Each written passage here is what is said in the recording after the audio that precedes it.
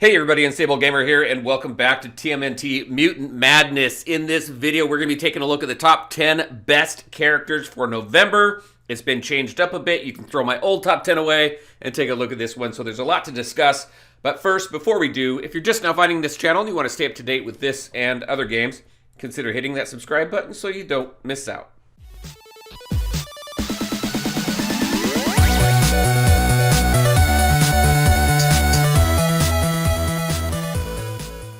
All right, and welcome back. So just a few reminders and a couple disclaimers. First, all the links to my social media are in the description of every video, so definitely check us out there. Join us on Discord where we're talking about the game, sharing tips, tricks, and strategies, and just talking about turtles, because you know what? We like turtles.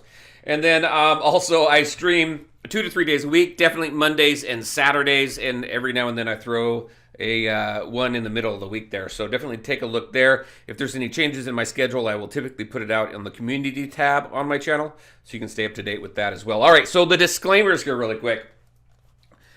So for this game here specifically, since everything is very much RNG specific, I want to stress that this top 10 really doesn't mean a whole lot unless you have a bunch of these characters, almost a full roster, and they're all pretty much the same level. Are they all 2 stars? Are they all 3 stars? Are they all 4 stars? Because once you start having 4 stars, 3 stars, 2 stars, it throws everything out of whack.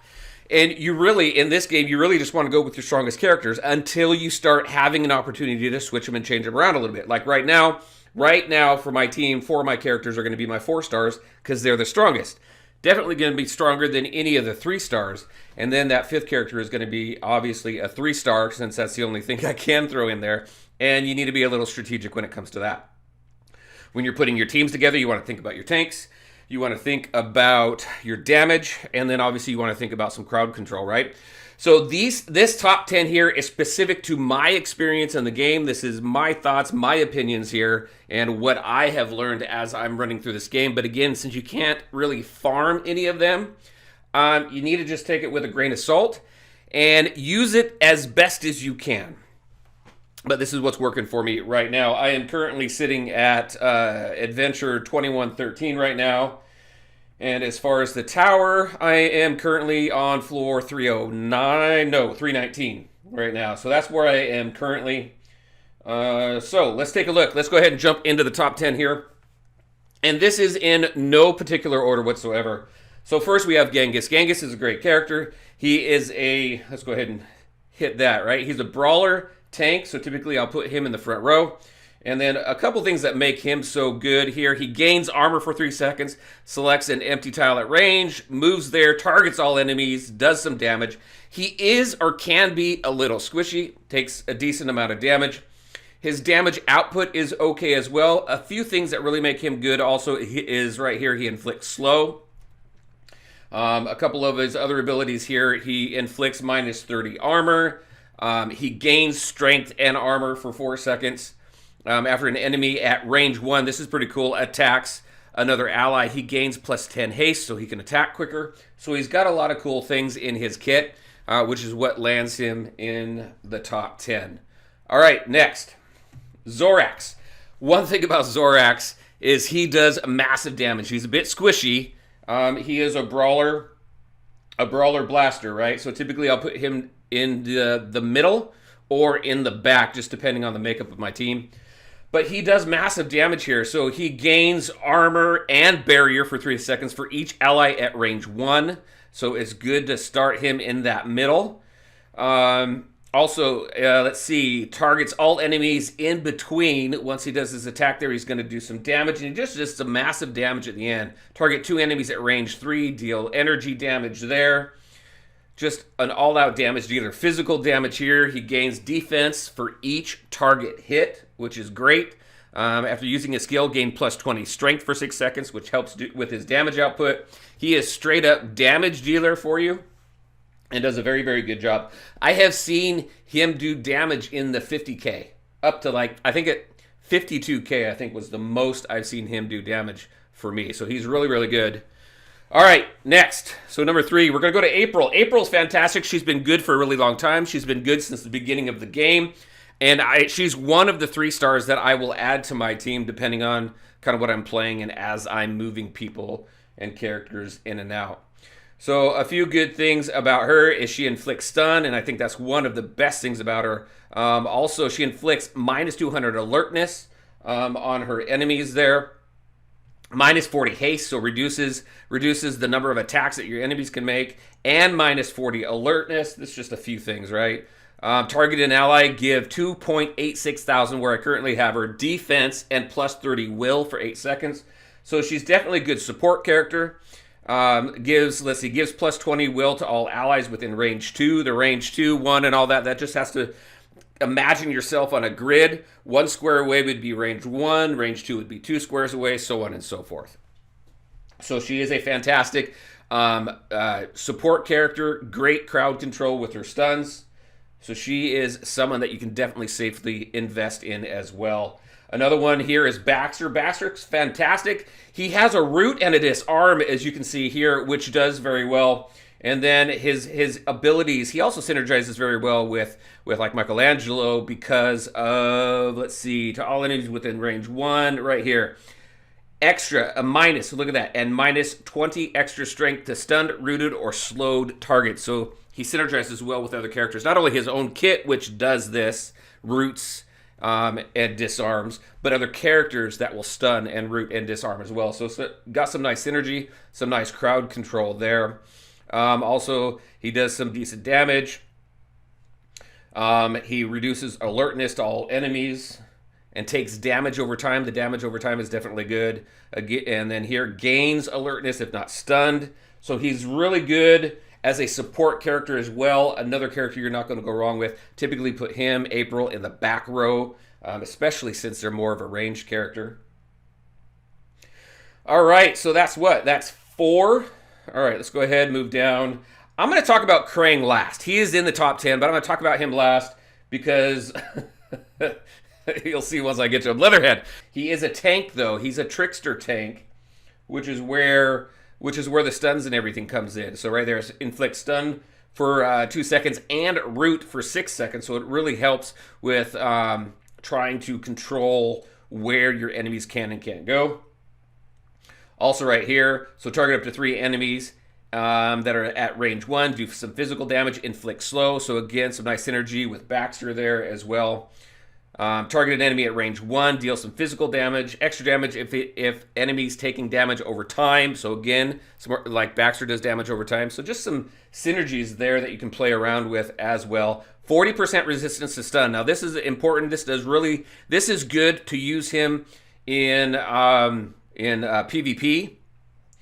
Because there's a lot of stunning that typically happens in there if somebody goes against your team. I believe, now I do need to follow up on this. If anybody knows, let me know in the description. But I think that the team that opponents fight of yours is your last team that you used in Arena. I think. I could be completely way off base though, but I'll have to verify that. So don't quote me on that. But the crowd control is pretty good. Plus, he soaks up a decent amount of damage. He is only at a 3-star for me right now, so I don't use him a whole lot anymore, but he is a very good character.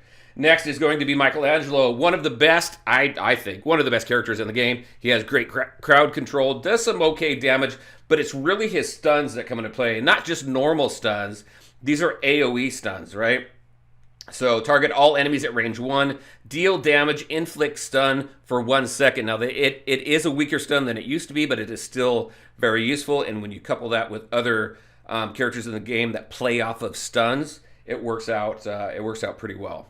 So let's see next here. Look at that. Target up to 5 random enemies at range 1. You're going to do some damage there, and then 0.5 extra seconds to targets that are not stunned as far as inflicting that stun. So, and then target an enemy at range 2. You're going to do some damage there. You're going to reduce some focus and some alertness.